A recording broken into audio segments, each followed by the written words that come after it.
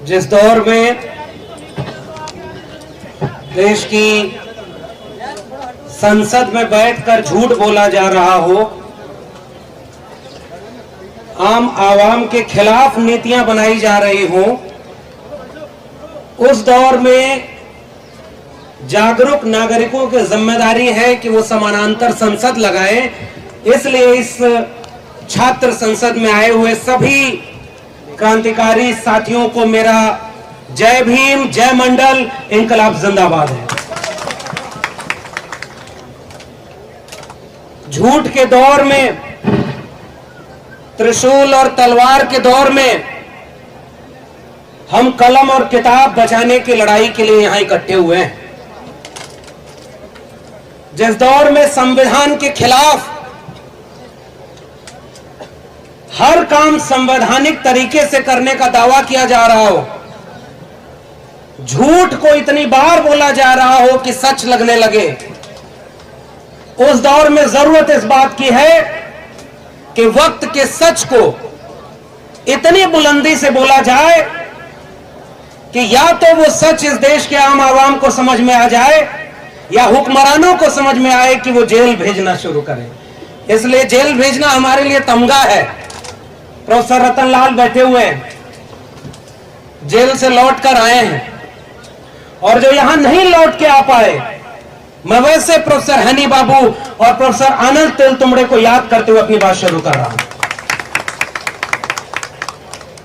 उमर खालिद और कोर्ट ये कहता है आज भी कि उमर के भाषण में कोई भी ऐसी बात नहीं है जिसे आतंकवादी बात कही जा सके, फिर भी वो जेल में होंगे।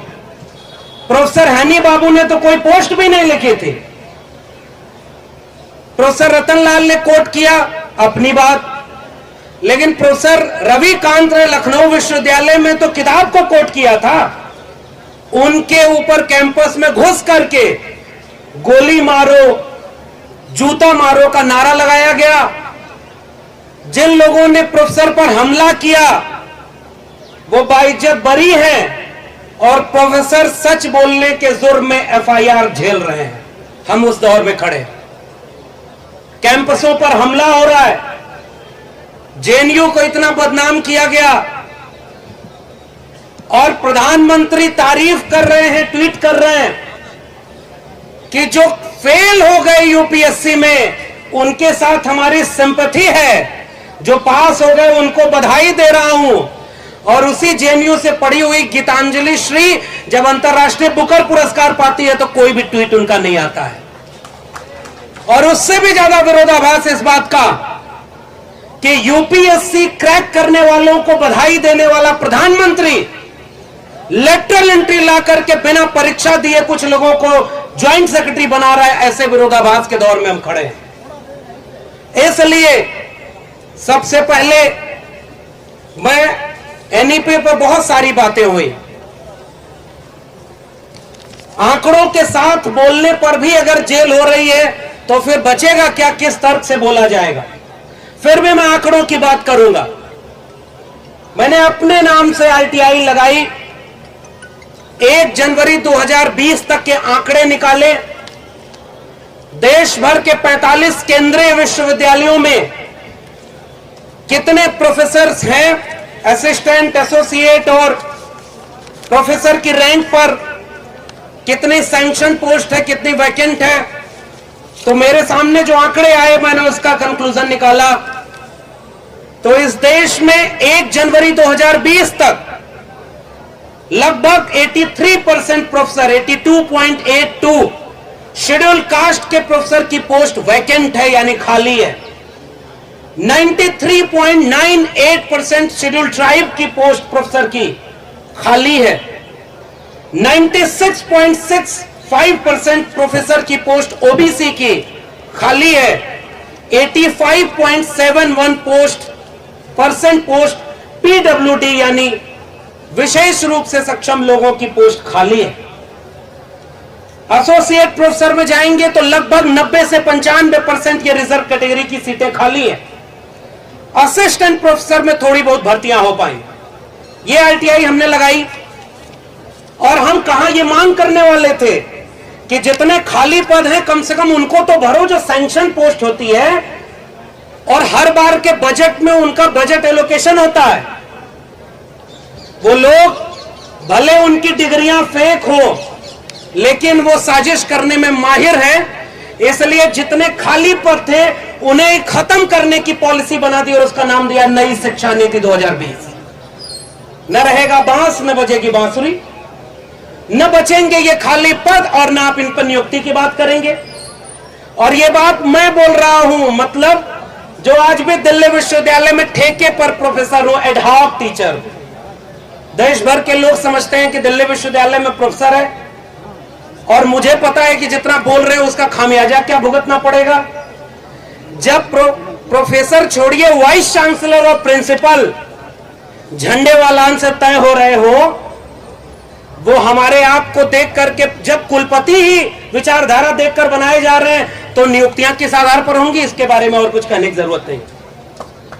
लेकिन जब हम बात करेंगे भगत सिंह और अंबेडकर की, जब हम बात करेंगे शिक्षा की, जब हम बात करेंगे संविधान की, तो मुझे लगता है इन सब का तकाजा यह है कि बिना डरे इस बात के लिए सच बोला जाए कि आपकी नौकरी रहेगी या जाएगी, आप कल को प्रोफेसर बचेंगे या नहीं बचेंगे।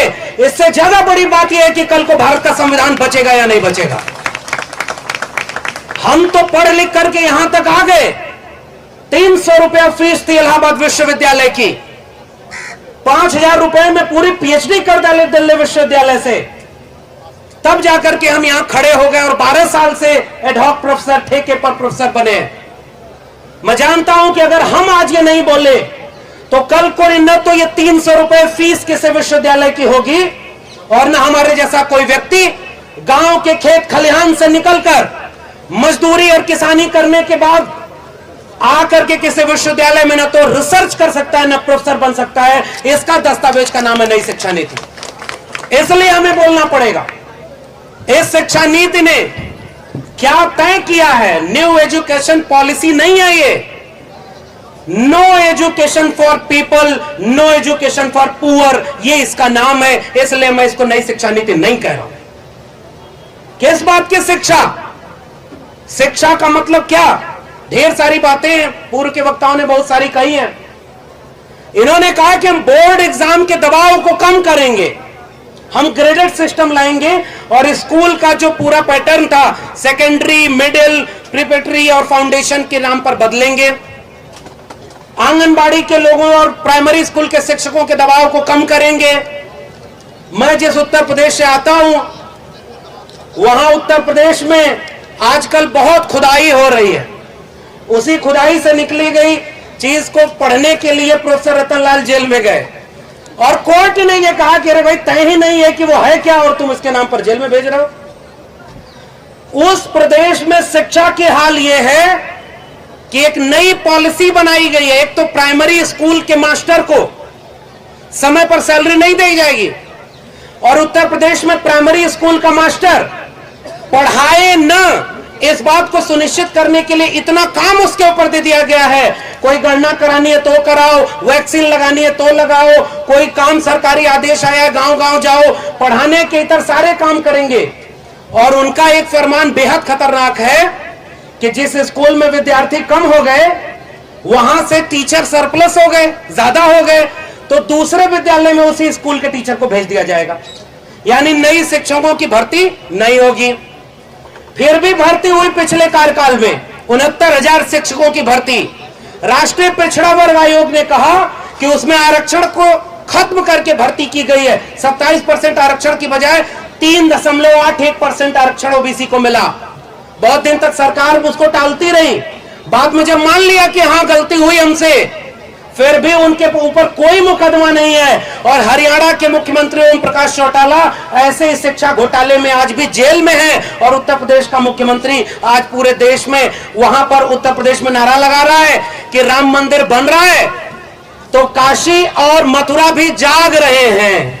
वो उकसा रहा है कि मंदिर और मस्जिद की सियासत चलती रहे। इसलिए मैं ऐसी शिक्षा नीति की आलोचना कर रहा हूं। त्रिभाषा फार्मूला की बात की गई। अरे त्रिभाषा फार्मूला कहां से लागू होगा जब उनके भाषा सीखने की जो पूरी क्राइटेरिया उसको कम कर दिया। कोडिंग सिस्टम किया, cross curricular activity multi stream पढ़ाई होगी, यानी एक स्ट्रीम नहीं पढ़ने की जरूरत है, आपको कई तरह की कलाकारियां सिखाई जाएंगी। मुझे याद आता है जब पूरी दुनिया कोविड से लड़ रही थी, हमारे देश में 3 कानून लाए गए थे, 3 कृषक सुधार कानून, 3 श्रमिक सुधार कानून और नई शिक्षा नीति। श्रमिकों के ट्रेड यूनियन बर्बाद कर दिए गए, इसलिए वो भी कानून पास हो गया। नई शिक्षा नीति में शिक्षक संगठन और तमाम छात्रों को कमजोर कर दिया गया, इसलिए लड़ाई भी कमजोर है। लेकिन किसान समझ गए कि वो तीनों कानून उनके सुधार के नहीं है, वो उनके फसलों और नस्लों को बेचने वाले कानून है, इसलिए उन्होंने सड़क पर हंगामा किया और तीनों कानून वापस हुए। मुझे लगता है कि नई शिक्षा नीति इसलिए वापस हो जानी चाहिए क्योंकि वो आपके फसलों नस्लों के साथ आपके बच्चों के भविष्य को खत्म करने वाली है। मैं एक आंकड़ा पेश करके, चूंकि वक्त नहीं है, मैं अपनी बात खत्म करूंगा। वो आंकड़ा ये है कि जिस दौर में नए नए स्कूल कॉलेज और डिग्री कॉलेज खोले जाने चाहिए थे, उस दौर में मंदिर और मस्जिद के नाम पर लड़ाई हो रही है, और देखिए कितने स्कूल और कॉलेज बंद हुए हैं। शिक्षा का बजट कम कर दिया गया। जैसे बच्चा पढ़ने जाए, हम लोग इलाहाबाद दिल्ली पढ़ते थे तो घर वालों से कहते थे इतना खर्चा दे दीजिए, खर्चा बढ़ गया है, तो घर वाले उतना खर्चा थोड़ा कम करके देते थे। लेकिन हमारे देश में एक ऐसा प्रधानमंत्री बैठा हुआ है जो कह रहा है कि मल्टीपल डिसिप्लिनरी कोर्स चलाएंगे, मल्टीपल चॉइस का सिस्टम देंगे, आप विदेश तक पढ़ने जाएंगे, आपको चॉइस बेस्ड क्रेडिट सिस्टम है, और पैसा तो कहे पैसा कुछ नहीं है, जितना पैसा है उससे भी कम कर देंगे, इच्छाएं आसमान पर छुएंगी और उन्हें पूरा करने का कोई इंतजाम नहीं होगा। बजट एलोकेशन नहीं किया गया, बजट कम कर दिया गया है, इसीलिए ताकि स्कूल और कॉलेज नहीं खोले जाएं। और वो जो पूरा बोर्ड ऑफ गवर्नर्स का मामला है, एजुकेशन के लिए लोन का सिस्टम है कि लोन लीजिए और पढ़ाई करिए। मैं उस आंकड़े का निचोड़ बता रहा हूं। 2019 तक टेक्निकल रिसर्च इंस्टीट्यूट ने आंकड़े दिया, लगभग 17,000 टेक्निकल कोर्सेज के इंस्टीट्यूशन बंद किए जा चुके हैं और हर राज्य में स्कूल और कॉलेज बंद किए जा रहे हैं। अब ये बंद हो जाएगा। और प्रधानमंत्री ने ये बात भी बोली थी, आखिरी बात बोल के अपनी बात खत्म करूंगा। जब इस नई शिक्षा नीति को प्रेस कॉन्फ्रेंस के जरिए कोविड में वो इंप्लीमेंट कर रहे थे, तो उन्होंने प्रेस कॉन्फ्रेंस में बोला हम स्किल डेवलप करना चाहते हैं, कुम्हार का बच्चा कुम्हार बने, लोहार का बच्चा लोहार बने। यही बात तो पूरा इस हजारों साल से सिस्टम में बनी आ रही थी कि स्किल हुनरमंद जो लोग हैं उनके बच्चे वही करें। तो ये बताइए, तिहाड़ जेल और तड़ी पार रहने वाले का बच्चा बीसीसीआई का चेयरमैन कैसे बन गया भाई? ये भी बात तो हमसे पूछनी होगी। आप अपने बच्चे को बीसीसीआई का चेयरमैन बनाओगे, मध्य प्रदेश का मुख्यमंत्री अपने बच्चे को विदेश की डिग्री दिलवा करके खुलेआम ट्वीट करेगा। पिछला जो शिक्षा मंत्री था वो प्रेस कॉन्फ्रेंस करके कहेगा कि आप वेदों में खोजो विज्ञान कहां है, आपको नए विज्ञान की जरूरत नहीं है। तो गाय गोबर गौमूत्र में विज्ञान इसीलिए खोजवाया जा रहा है ताकि आपके बच्चे जो पढ़ करके उनसे सवाल कर रहे हैं वो न करें, और पीढ़ी दर पीढ़ी कुम्हार लोहार बढ़ई नाई मोची मल्ला निषाद इन जातियों के लोग जो पुश्तैनी पेशे में थे वो वापस उसी पुश्तैनी पेशे में चले जाएं, वो डॉक्टर इंजीनियर वकील प्रोफेसर जज न बन पाए। इस दस्तावेज का नाम है नई शिक्षा नीति। इसलिए हम पुरजोर विरोध करते हैं इस शिक्षा नीति का। हम मानते हैं कि त्रिशूल और तलवार बांटा जा रहा है, उन्हें पैसा दिया जा रहा है कि जाओ मस्जिद के नीचे कहो मंदिर है, जाओ कहो कि यह देवालय बनेगा। यानी हम तो कह रहे हैं इस देश में वैसे भी देवालय की कमी नहीं थी, इस देश में कमी थी स्कूल कॉलेज और विश्वविद्यालय की। हर विश्वविद्यालय को बंद करके देवालय बनाने वाले लोग इस नई शिक्षा नीति को लागू कर रहे हैं। हम जानते हैं कि यह बात लोगों को समझाना कठिन है क्योंकि लोग समझ नहीं पाएंगे, क्योंकि इसका असर 20 साल 30 साल बाद दिखेगा। जब तक आप इसे समझेंगे तब तक आपको बचाने के लिए कुछ बचेगा नहीं। इसलिए मैं इस मंच के आयोजकों को और ऐसे देश भर के तमाम लोगों को सलाम करता हूं जो आज भी 20 साल बाद उनके बच्चों का भविष्य जो लुट रहा है, बेचा जा रहा है, उसको पहचान करके इस नई शिक्षा नीति का विरोध कर रहे हैं। हम भारत को, संविधान को बचाने वाले लोग, हम इस देश में बाबा साहब और भगत सिंह के सपनों का भारत, जो शिक्षा की बात करता था, ज्योतिबा फूले के सपनों का भारत, सावित्रीबाई फूले के सपनों का भारत, जिसमें सबको पढ़ने का हक था, उन पढ़ने वाले लोगों की बात को याद करके कह रहे हैं, अगर कलम और किताब हार गई तो आने वाली पीढ़ियां हमें माफ नहीं करेंगी, क्योंकि हमें मौका मिल गया था कलम और किताब पढ़ने का, हम उनके लिए ये मौका नहीं बचा पाए, इसलिए इस नीति का विरोध करना बहुत जरूरी है। जय भीम, जय मंडल, संविधान जिंदाबाद, उल गुलाम जिंदाबाद, इंकलाब जिंदाबाद।